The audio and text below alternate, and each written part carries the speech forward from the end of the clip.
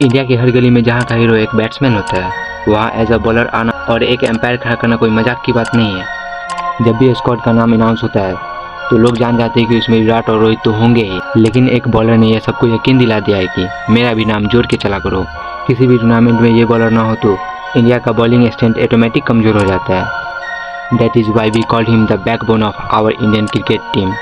ये कहानी है जसप्रीत बुमराह की, जिसके जुनून, संघर्ष और सफलता की ऐसी दास्तान जिसे सुनकर आपका सीना गर्व से चौड़ा हो जाएगा।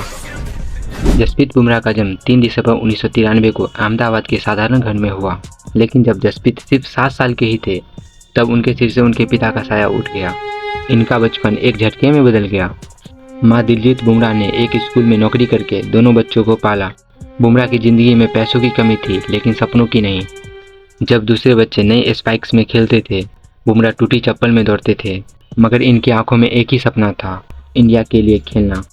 शुरुआत से ही बुमराह का बॉलिंग एक्शन अजीब था। छोटा रनअप, कंधे से थ्रो जैसा एक्शन, जिसके कारण कोच हंसते थे और सिलेक्टर्स मना कर देते थे, लेकिन बुमराह ने हार नहीं मानी। कई कोशिशों के बाद बुमराह को गुजरात के रणजी टीम में मौका मिला और यहीं से शुरुआत हुआ बुमराह का सफर। फिर 2013 के सैयद मुश्ताक अली ट्रॉफी में बुमराह ने पहले ही मैच में 3 विकेट ले ली और इस मैच को देख रहे थे मुंबई इंडियंस के coach John Wright. John Wright ने बुमराह के टैलेंट को पहचाना और एमआई में शामिल कर लिया। Bumrah, Jasprit, and for this bowler, I'd like 120 is good. Sold 120, thank you.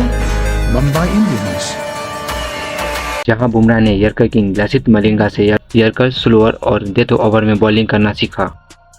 इसी साल 2013 में बुमराह का IPL debut MI versus RCB match में हुआ, जहां उन्होंने शानदार प्रदर्शन करते हुए 4 ओवर में 32 रन देकर 3 विकेट ले ली, जिसमें सबसे पहला विकेट विराट कोहली का था। अब जसप्रीत बुमराह अच्छा प्रदर्शन कर रहे थे और अपनी बॉलिंग स्पीड और स्किल्स को लगातार बढ़ा रहे थे। फिर 2016 का वो दिन आया जिसका इंतजार बुमराह कई सालों से कर रहे थे। इनका ओडीआई डेब्यू 2016 में India versus Australia ODI series में हुआ, जहां उन्होंने डेब्यू मैच में ही जबरदस्त गेंदबाजी करते हुए सबको चौंका दिया, जिसके कारण बुमराह का टी20 डेब्यू भी इसी साल हो गया।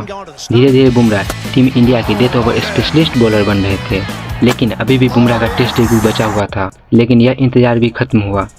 2018 में India versus South Africa test series में बुमराह का टेस्ट डेब्यू हुआ, जहां उन्होंने 19 ओवर में 54 रन देके 5 विकेट लिए। अब बुमराह टीम इंडिया के मेन बॉलर बन चुके थे। 2019 ओडिया वर्ल्ड कप में बुमराह टीम इंडिया के लिए टॉप विकेट टेकर थे। जसप्रीत बुमराह के यर्कर का कोई जवाब नहीं।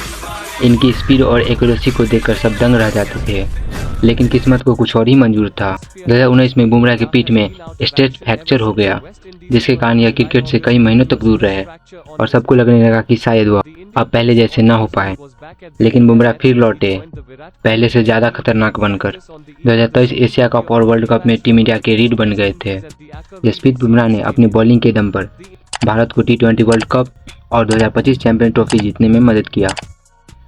जसप्रीत बुमराह सिर्फ एक गेंदबाज ही नहीं, वह एक मिसाल है जो छोटी जगह से बड़ा सपना देखता है। अगर आपको बुमराह की कहानी पसंद आई तो वीडियो को लाइक और चैनल को सब्सक्राइब करें। धन्यवाद।